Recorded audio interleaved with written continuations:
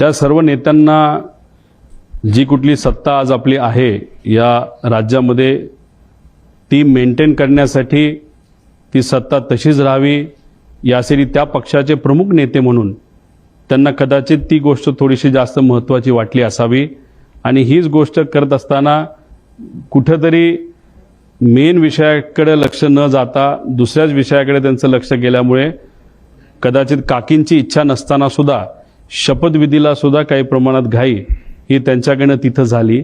सगळ्यांच्या प्रायोरिटी आणि महत्त्वाच्या गोष्टी वेगळ्या असतात। आम्ही आज दुःखात आहोत, आम्हाला माहिती पाहिजे की काका आमचे दादा हा जो ॲक्सिडेंट झाला तो कशामुळे झाला ही आमची प्रायोरिटी आहे, हे आमच्यासाठी महत्त्वाचं आहे आणि हीच गोष्ट काकींसाठी सुद्धा महत्त्वाची आहे, पार्थ आणि जयला पण महत्त्वाची आहे।